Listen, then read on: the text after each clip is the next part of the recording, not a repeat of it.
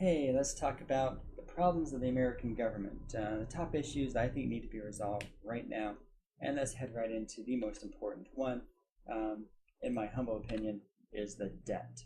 Now, debt is huge because um, basically the money that you spend towards your interest on your debt is money that you cannot spend towards other things. Now, granted, there are good reasons to go into debt.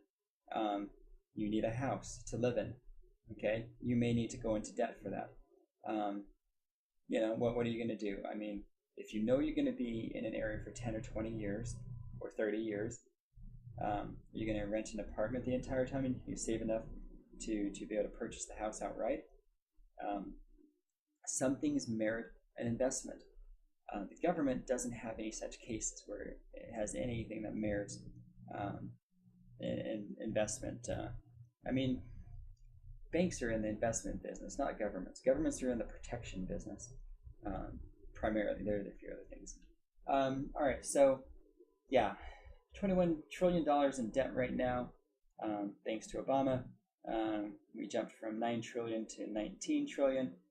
So thank him for the $10 trillion more. And so now we have all that interest we have to pay for. I've heard recently that $25 trillion is considered the ceiling of what we can sustain.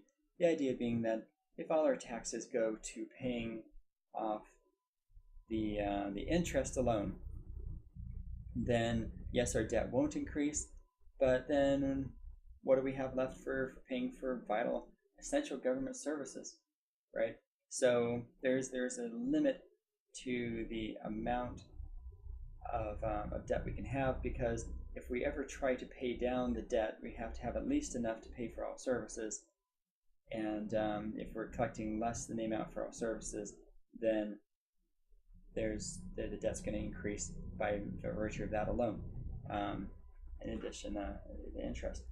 So we need protections in place against accruing debt right now. We need to make sure that debt does not increase. Absolutely have to have provisions in place to force Congress to prevent them from being able to take out any new debt. It'd be nice if we had provisions in place to force the pay down of debt. I think that should be mandatory.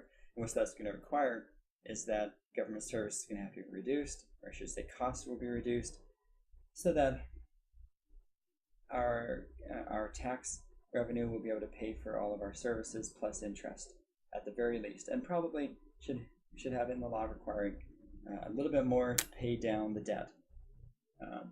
And then once the debt's gone, we need this in the Constitution to say no more debt, no new debt. Maybe with an exception of our borders have been invaded, or some kind of real national emergency, and then provisions in place that say if we take on new debt, then here are the requirements, especially when the emergency is passed. Here are the requirements to ensure that debt gets paid down again, and that we aren't running away on our debt again. Okay, so electronic suffrage. So probably voting is probably the most important part of a democracy.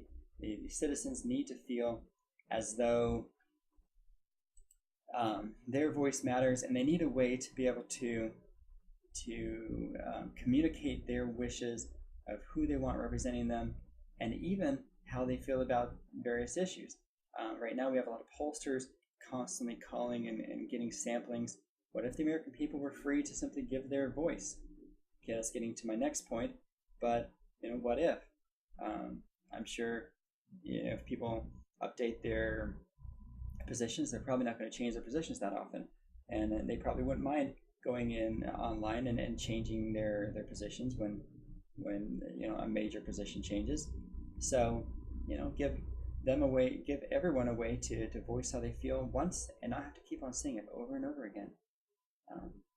So with that in mind, obviously right before we get to that next part, instead of waiting in line for 2 to 4 hours during a time where you have to work and you can't wait in line, and I know some states have early voting, which helps. I know Texas certainly does, and I do appreciate that. But what if you didn't have to leave the comfort of your own office? What if you could do it from the comfort of your own living room? You get home from your long day of work, you're really tired, but hey, you can sign into a website and securely, and you can vote. So that would enable a lot more people to participate. So if anybody has any issues with low voter turnout, they really need to be talking about electronic suffrage. Now, banks conduct massive transaction securely all the time online, so there's no excuse for being able to secure suffrage or secure voting online. We can track votes 365 days of the year. So let's say there's an election in November, and I go in, and maybe there's there's an election in April, and I go in and I put my votes for April and November, and then I change it maybe a month later because maybe I heard an argument that persuaded me. So there should be a system where I can just sign in later on and change my vote, and then nothing really matters until the vote's actually counted.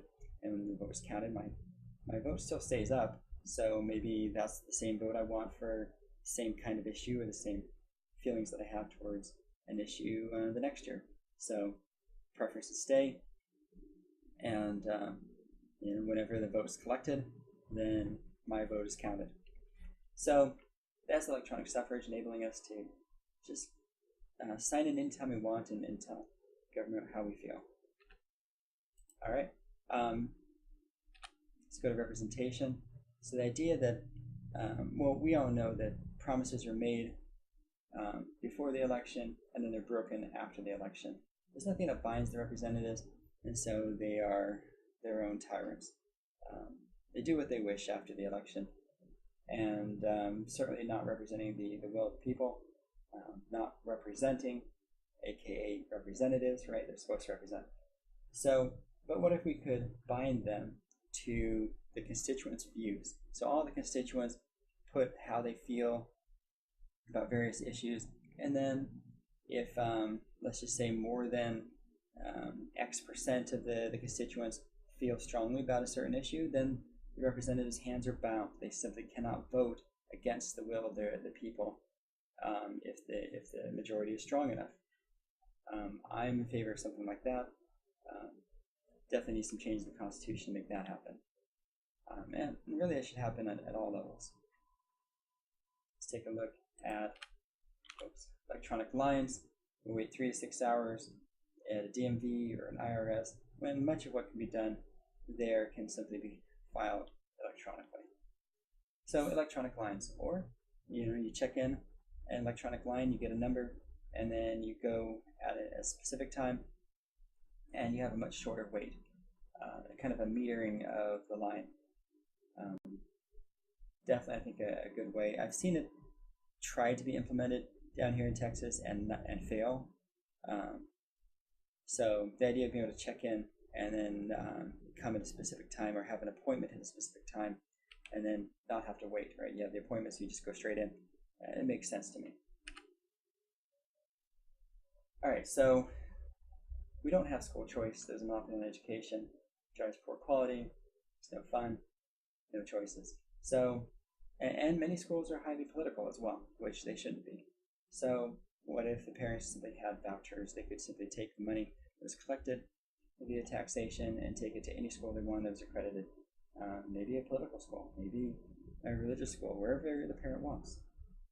We need school choice. Choice is the best thing that could happen to education for sure.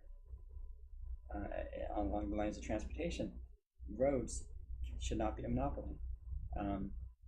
I should say there's really no choice for a road but to be a monopoly, because if you imagine a stretch of road connects point A to point B, there really is no other way to get directly from point A to point B except along that line of that road. So the only way for one road to compete with another road is for it to be built exactly on top. That would be 2 layers, which would make the second road much more expensive. So even in that way, there's no real way to compete, because with a higher expense means company B that would charge for the elevated road would have to charge more for it. So in general, there should be no tolls, no charges for riding on any road. That's really something, an expense the government needs to take care of. So, roads are monopolies. I hate monopolies. Foreign aid. So, we might ask why we have foreign aid, and because we have charities and we do give very liberally to other countries, and they are in need. But why the government? The biggest reason seems to be to get to control other governments, to make them puppets, basically, to get advantages to deals. But then all that money we're giving kind of negates the advantage to that deal. So, I mean, it doesn't really make a lot of sense, and there's no accountability. Whoever's in charge of the monies is basically a tyrant. They get to choose whatever they want, and they don't have to answer the will of the people. So we put in, really bad dudes into power across the world. We're blamed for it, rightly so. And it's bad, right? So no accountability, foreign aid. Really need to look at that and probably have some laws that will really revamp powers that are given for foreign aid. Probably just think about it recursively, really quickly. I don't see a reason for having foreign aid, period. Probably slash the entire thing. But maybe there's a good case for it. Put your ideas in the comments below if there really is a good case for government and not charity to be giving money to particular governments or groups. Abortion is a human rights violation that we constantly do in America. So, yeah, to put the case pretty clearly, the abortion is to the unborn, or we could call it the prenatal babies, what slavery was to African America. Basically taking a group of people and legally violating their human rights. And on top of that, their abortion advocates for no responsibility or purpose in life.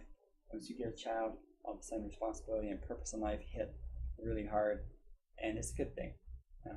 It enables us to step up to the plate and make ourselves better and give back to the young ones that we create. And on top of that, also, abortion violates the respect of women. So with abortion, there is no respect for women, and hence we see massive abuses, including the Me Too movement, clearly demonstrating that there is no respect for women. When you abuse their bodies, sex outside of marriage, you disrespect women. So no respect means women are going to be treated poorly. You will have the Me Too movement. You'll have lots of abuses, and as we've seen. So awful. We kind of brought in ourselves, primarily with the abortion issue. So that has to change. And speaking of abortion and the recent nominee to the Supreme Court, we're going to talk about some really major issues with the selection of Supreme Court nominees, which in the first place, the biggest one that comes to mind is court packing, which is the idea that an existing president can put the kind of justices they want on the bench past the number that's considered normal for the Supreme Court. So they can pack the court with maybe 5, 10, 15, 20 additional judges to bring, have 30 judges on the bench, simply because they want a lot of justices to outvote the current ideology of the existing judges. That's politics right there. And we currently don't have any protections in place against court packing, so we definitely need something like that in the Constitution. Yeah, the Constitution has a lot of room for improvement. Now, there are a lot of things that people don't understand why is in the Constitution, like Electoral College, enabling the president to care about the views of all of America instead of just the top biggest cities. So, yeah, there are some things in there some people would say need to change, where it doesn't really, because it's really good to make sure that all of America is represented. Going back to the Supreme Court justices, nomination abuse, we've seen that with the most recent one. The allegations put against him appears all false, and really hurting his character. But it seems they were all done for partisan purposes, so there's a huge abuse there, and I think reforms that need to be put into place to prevent that kind of stuff from happening again. So, yeah, that's all I have to show you. Thanks for watching. Put your ideas in the comments below on which abuses you think are the biggest. Take it back to the very beginning. Here we go. What are the biggest government issues that you see, the top issues you think need to be resolved right now? Odds are many of the things that you're going to put down there don't need to be resolved and aren't issues, but are simply things that you think need to happen to advance your particular political cause. So just be careful about that you're not advocating something that's going to, advance your team, but something that really is going to be healthy for all parties, for all interests. And yeah, please share it and like it and all that. Appreciate you watching.